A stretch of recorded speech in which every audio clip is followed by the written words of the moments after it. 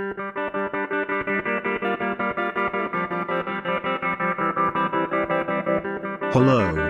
Welcome to ignani.com. Microsoft Excel 2010. Chapter 1. Getting started with Excel 2010. Part F. R1C1 Referencing. In the previous video, I covered navigation using keyboard. You were introduced to the Go To dialog, which requires you to type in the cell address or the name of the cell, or cell range. Not only just to navigate, but understanding cell referencing is very important to get all that is offered by Excel. We can refer to the cells either using the A1 reference style, or R1C1 reference style. In this video, I will just give you an introduction to cell referencing, while I will get into the specifics later on in this tutorial. A cell is an intersection of a row and a column. We have a total of 17,179,869,184 cells in Excel 2010 worksheet.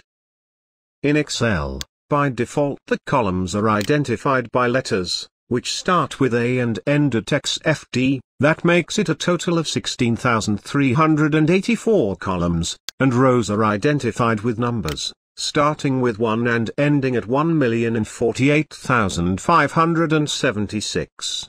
These letters and numbers are called row and column headings. Most of us like to identify the rows and columns with letters and numbers respectively, since it makes it easy to say the difference between the two. This type of cell referencing is known as A1 reference style. Also, as I mentioned earlier, this is also the default style. In other words, this is how it works when we install Excel and use it for the first time. It allows you to use short cell addresses like A1, E20, Z55, and so on. Excel by default uses the A1 referencing style for cell addressing when you install it.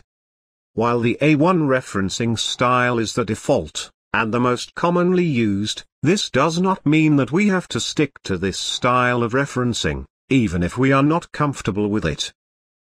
For those who would want to try a different type referencing, Excel provides us the R1C1 style addressing system. In R1C1 style, both the columns and rows are identified with numbers. In this style, the cell address, A1 will be referred to as R1C1, short for row 1, column 1. In this style of referencing, the letter R stands for row, and C stands for column. If you would want to use R1C1 style referencing, then you will have to change it manually. To change the referencing to R1C1 style for a worksheet, select File, and then Options. This shows the Excel Options dialog box, which you have already seen in our previous video. From the list of options on the left-hand side, select Formulas. Then, under the Working with Formulas section, click on the checkbox next to the words R1C1 Reference Style, and then press OK. This will change the column headings from letters to numbers. Also, if you notice the name box, it will be displaying the current cell address in R1C1 style. Try the Go To box, and even there it will only accept the values in R1C1 style. However, R1C1 addressing is something that is not commonly used. This style of referencing will come in handy when the worksheet we are working on has more than 26 columns. In other words, when Excel runs out of letters after column 26, which is Z, it starts using two letters, where in column 27 will be A, and the next a B, and so on.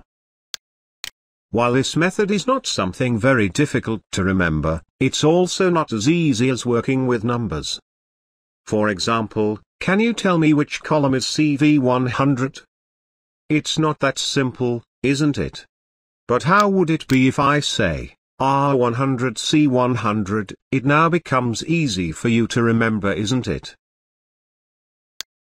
CV in A1 style referencing is the equivalent to the value C100 in R1C1 style.